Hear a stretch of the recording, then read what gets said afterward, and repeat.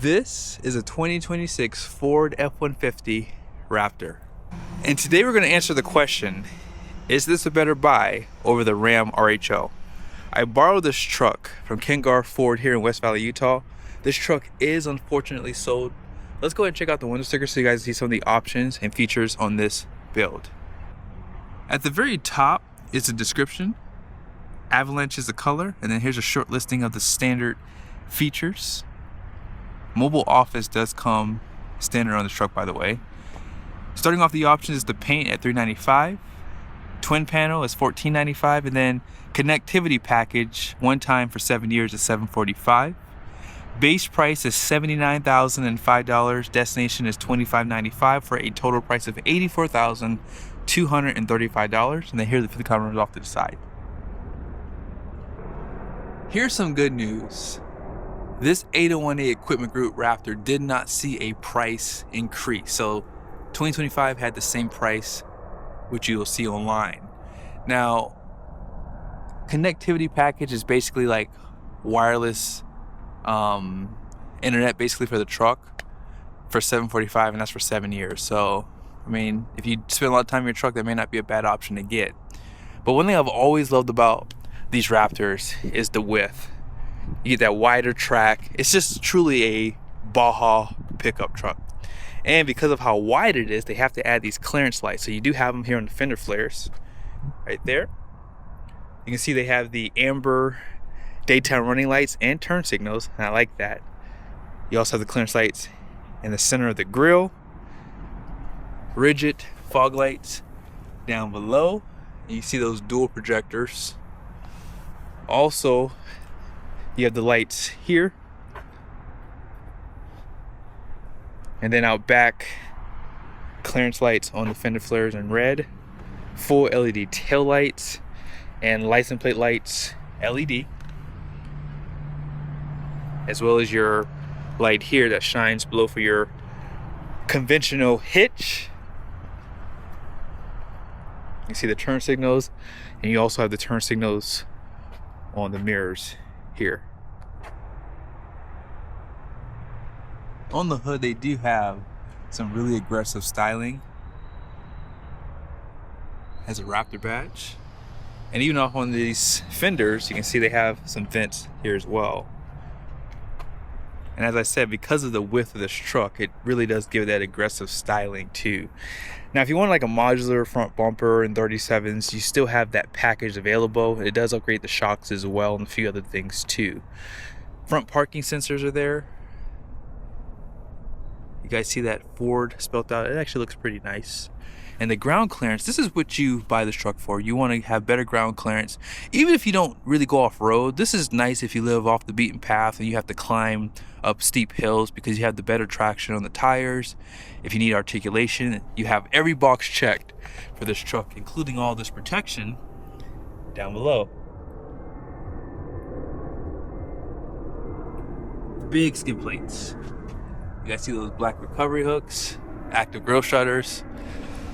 And this is why you buy this truck, because not only do you have a really overbuilt suspension, but if you want a comfortable riding pickup truck on the highway, you're gonna get pretty much everything you want. So you guys can see that upper control arm right there. It's like steel. There's that steer knuckle right there. And you have a really beefy lower control arm too. 2.5-inch shocks. And this is the live valves. These have that single valve, which you can see right there. And then fabric material for the liner. And then here's a quick peek at these tires. These are the BF Goodrich KO2s.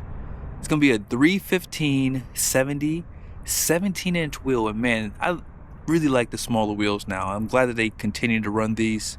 Now, these are 34.4 inches in height and 12.4 inches in width. You guys see here the capacity is 2,535 pounds at, is that 45 psi cold? Man, so you can get the best ride on this truck. I will show you the payload with the recommended tire pressure too. But yeah, high clearance steps. They do paint those mirrors and door handles. And And I do like this like matted finish on the fender flares too. It's not like plastic, right? Sometimes manufacturers try to cheapen up the trucks, but they actually did a nice finish on this. You have your cameras, puddle lights, blind spot alert right there, smart key system.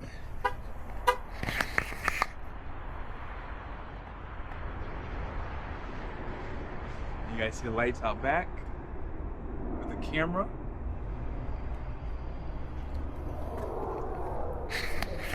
We have the large fuel tank, 36 gallon. I am shocked that there's no liner in the rear, however. Live valve shock. And it does have a reservoir too. Here are the links for this rear suspension too. You guys can see some protection for that shock absorber too. Skid plates for the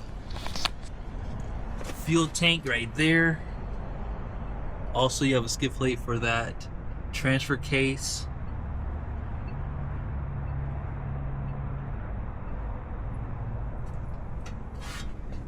These used to say Raptor on those high clearance steps too, by the way. They took that away for whatever reason. And then out back, parking sensors, dual exhaust. I like the recovery hook location. They do install these on the receiver hitch. And if you need to jack up the truck, you can actually jack it from here too. I like that. Class 4 hitch for the 4 and 7 pin. Here's where you can install that lock, which I would do because if you don't know, you do have the nicer tire stuff. Is that a matching wheel? I can't see. You guys can see. 410 rear with a locker. You guys see the coils out back. And this is powered. A little bit of storage on the side here. Bed light. And then this one does have the 2000 watts of power here. This one also has the workstation for the tailgate with the step. And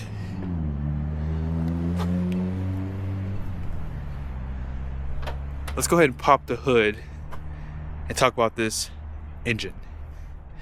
When Ram decided to build their Hurricane engine, Ford had already fixed pretty much every issue with the EcoBoost twin turbo V6. Now, one of the things I like about this engine is it's direct and port injection. And if you don't understand or don't know why that's important, there's 10% ethanol in our fuel.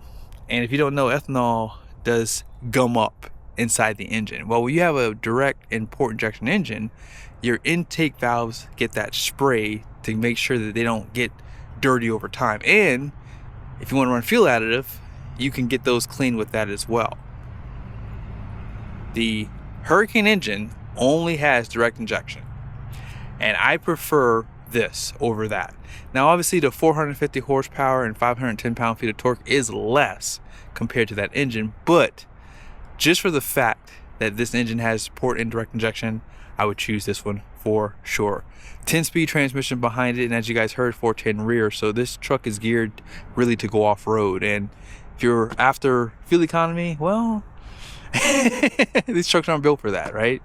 So aluminum construction, they do lower compression, and you do have to burn premium fuel for this engine as well. Let's go ahead and check out the interior.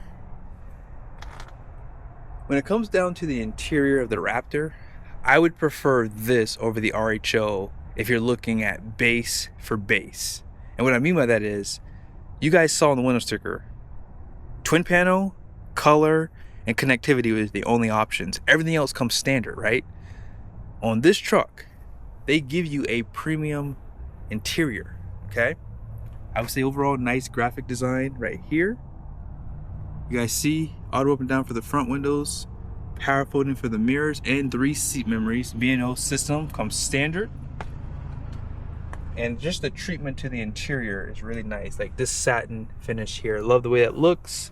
10-way seats, suede inserts that actually look really nice. You still have tilt headrests. Now, as far as the RHO, I haven't seen an RHO without that level 1, level A, whatever they call it, equipment group. And in a lot of cases, you have to add a bunch of packages to get the nicer interiors, right? So in the grand scheme of things, if you're after price, the RHO does start cheaper, but then you have to start adding packages to kind of get it to just where this truck is right here.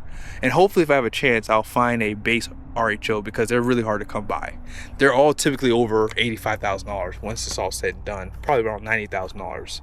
But you guys see right here, you have some of that reddish orange stitching on the seats, decent bolstering. But if you want that 37 package, you can get the Recaro seats and you can spruce up this interior to get carbon fiber. Power steering column, you guys see right here, some of your lighting controls, electronic parking brake. You can adjust the pedals by power, a little bit of storage on the side. Let's go ahead and check out the passenger side.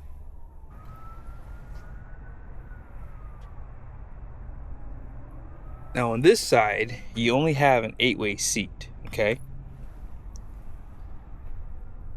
You guys see the trimming right there? Has a nice look to it. Here's the dash, black headliner, grab handles.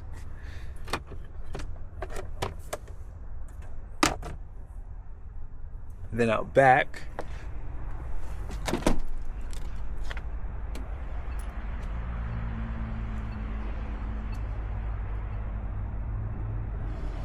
(60/40) bench.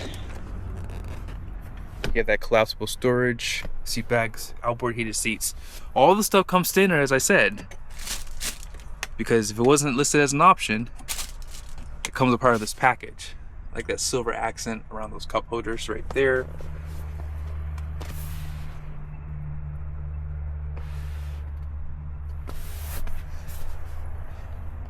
And let's go ahead and jump back over to the driver's seat.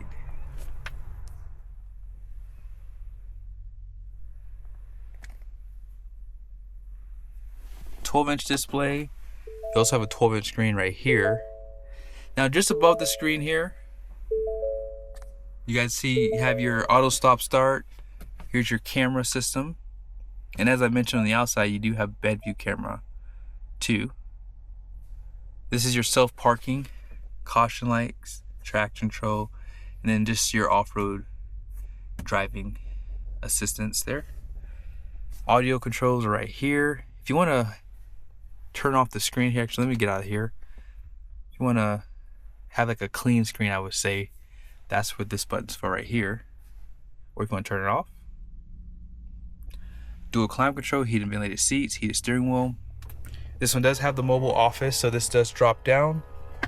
Then you can flip this up, put your laptop up here, or if you want to set this up to watch movies, I'm sure there's some aftermarket things you can get. Wifey, you can get inside the truck and watch some movies inside. And cup holders. Now this trimming here, I think does get upgraded with the 37 package. You guys see your wireless charger, USBs. You can now allow this to auto slide close. They took that away for the Super Duties, by the way. This is how you turn on your locker, full drive auto for high, for low, trailer brake controller. Then this is your Pro Trailer backup assist. And love the paddle shifters, huge paddle shifters. Big steering wheel. I'm sure you guys can tell how big this thing is. Huge. They've always had big steering wheels from Ford. And if you want to adjust your suspension, steering, or exhaust, I like that they give you the buttons right here so you don't have to go finagling through the screen to try to go find stuff. They also give you drive modes too. So it starts off with slippery, tow haul, sport, also normal, off-road, Baja, and then rock crawl. So it does put in a full drive automatic when you do select some of those other ones. Heads up display is up here. Shows you the outside temperature and the time. And Raptor information. Shows you that everything's pretty much in normal mode. Off-road status is here. Shows you the pitch and roll. Also has some gauges too that you can select. And I like this measurements page too. It gives you a lot of nice things for like the boost, engine oil pressure, engine oil temp. This is all good stuff for going off-road, right? If you do actually truly plan on taking this truck off-road, that's nice. The compass shows you the elevation, so we're at 4,265 feet. And that is pretty much it. But yeah, what do you guys think? I mean, this truck is not cheap, obviously, right? It's not a cheap truck. But for what you're getting in this package is really nice. Some USBs down there. And home link is up here. Here's your vanity. Place for your sunshades. Auxiliary switches. Yeah, up to 6. And then here's some more controls for like the rear glass and then the twin panel. Let's go ahead and check out the numbers on the side of the door. Gross axle weight rating out front is going to be 3,800 pounds. The rear is 3,850. Gross vehicle rating is 7,350 pounds. The wheels are 17 by 8.5 wide. And you guys remember that 410 axle code is an L4 because it has that locker. Okay. Down below is your payload at 1,365 pounds. 38 psi for the tire pressure all the way around. Now, you know, Ford does allow you to run that a little bit lower. So if you want the best riding Raptor out there, you can probably run that around like 35, maybe even a little bit lower, and it shouldn't throw a tire light on you. But I hope you guys enjoyed this video. This is definitely a nice truck. If I ever have a chance, I'll have to find a RHO to compare. I would like to get one without that equipment group package because I want to show you guys the base against this Raptor 35. But yeah, hopefully in the future we can find one and do a comparison. See you guys in the next one.